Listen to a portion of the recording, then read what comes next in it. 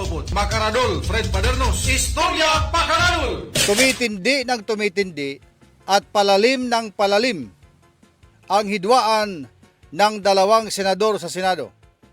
Ito ay sina Senator Ping Lacson at si Senator Alan Peter Cayetano.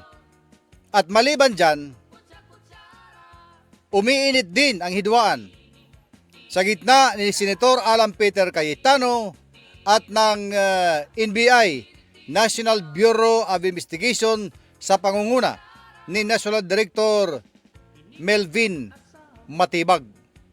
Unahin natin ang hidwaan nila ni Senator Ping Lacson at Senator Alan Peter Cayetano. Ang dalawang ito ay nagbabanatan. Si Senator Alan Peter Cayetano babanat kay Lacson sa pamamagitan ng kanyang tinatawag live selling o Facebook Live. Doon siya babanat. Si Senator Ping Lacson naman hindi mahilig sa Facebook Live. Ang ginagawa niya, nagpo-post siya. Posting lang. Walang Facebook Live. At doon din siya bumabanat kay Cayetano. Pero ang mga banat ni Lacson kay Cayetano ay talagang binabakapan ng mga investigasyon. Alalahanin natin na dating PNP Chief si Lacson, isang magaling na investigador at maraming mga tauhan na hasa sa investigasyon. Kaya, bawat may mga anomalya ay talagang pulido kung magpresenta itong si Senator Ping Lacson ng mga ebidensya. Gaya ng nakita natin nang siya ay humawak sa Blue Ribbon Committee na nag-imbestiga sa flood control project. O ngayon, ito mukhang nagbabalik ang investigasyon sa flood control projects anomaly. At ang partikular na tinutumbok dito, ang lugar na pinagsilbihan ni Senator Alan Peter Cayetano. Dahil na ito, resulta na ito sa kanilang hidwaan na kung saan parang pinoproject ni Senator Alan Peter Cayetano na malinis siya at walang nangyaring anomalya sa kanyang distrito habang siya ay opisyal doon. Yan ang sinusundan ng investigasyon ngayon ni Senator Ping Lacson. At narito ang kanyang mga na-post base sa kanyang initial na mga investigation. Ano-ano ang mga ito? Naglabas na ng pahayag sa kanyang post si Senator Ping Lacson ukol sa initial na kanyang na-discovery na mahigit 2 billion na mga questionable at ghost projects doon sa Taguig, Pateros sa distrito ni Senator Alan Peter Cayetano noong siya ay kongresista pa dyan sa lugar na yan. Kausap na ni Senator Ping Lacson ang ilang mga magbibigay testigo, magpo-provide ng information ng mga ebidensya. Kausap na niya ang mga yan. Nakalatag na actually, ready to present na. At ang isang matinding testigo na titistigo kay Lacson ay mismo ang nakababatang kapatid ni Senator Alan Peter Cayetano na si Lino Cayetano. Lino Cayetano. Kapatid niya yan, natitistigo mismo laban sa kanya. Anong ibig sabihin yan? Kapatid mo mismo titistigo sa iyo. Titistigo laban sa iyo. Anong ibig sabihin yan? Marami. Maaring sila ay magkalaban sa politika, may hidwaan na malalim, o maaring may maraming alam ito sa kanyang ginawa ng kanyang kapatid na hindi na niya masikmura. Yan ang mga posibilidad. Pero hintayin natin kung lilitaw nga at talagang magpapakita at magtitestify sa gagawin na investigasyon sa flood control committee na yan dyan sa lugar ni Senator Alan Peter Cayetano.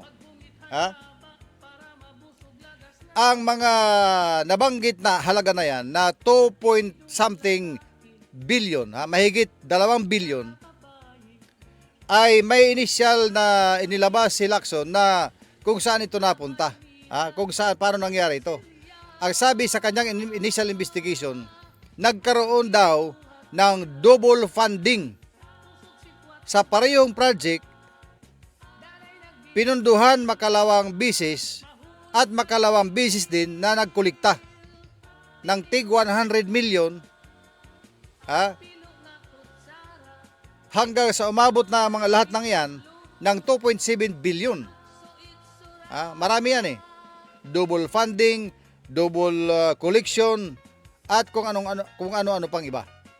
Lahat yan, pag naipresente Lacson, ilalatag lahat yan, gaya ng ating nakita noong una, na pulido ang presentasyon sa kanyang mga nakalap na ebidensya. Alam nyo kasi, itong si Senator Alan Peter Cayetano, na panay na ngayon ang banggit sa mga bersikulo sa Biblia at mga biblical words na lagi ang nasasambit niya kapag siya ay nagpo-post sa social media, sa mga interview, ay marami siyang dapat sagutin kasi tinutumbok siya ng investigasyon. Matagal din itong nanilbihan sa kanilang lugar doon sa Taguig Pateros. Ito yan. Noong 1998 to 2007, siya ay congressman doon sa unang distrito, dyan sa Taguig Pateros. Siya ay congressman sa Taguig Pateros 1998 to 2007.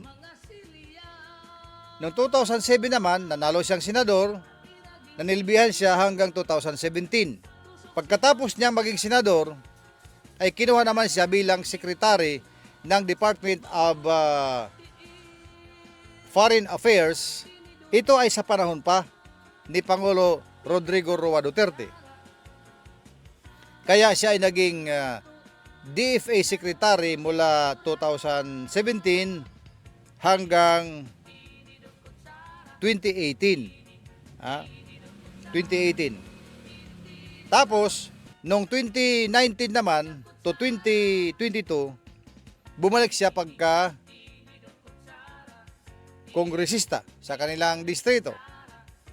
Di pumasok naman itong eleksyon naman sa 2022.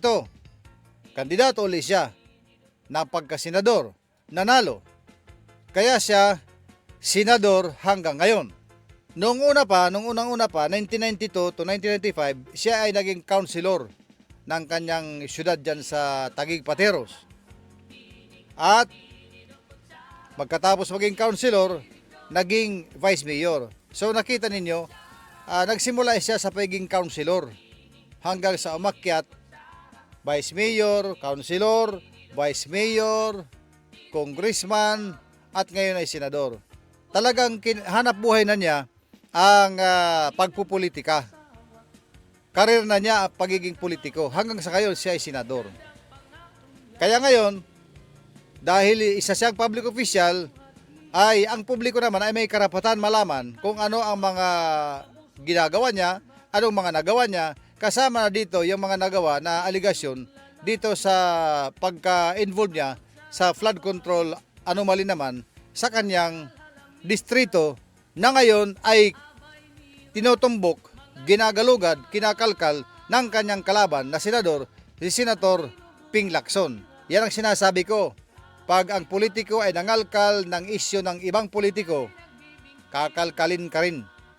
At pag yan ay nangalkal, mas maraming makakalkal kaysa doon sa nakalkal mo laban sa kanya. Ito na yan. So, hinihintay na lang, siguro matapos ay magpipresenta na ng kanyang investigasyon si Senator Ping Lacson sa Blue Ribbon Committee naman ito. At yan ay aabangan natin.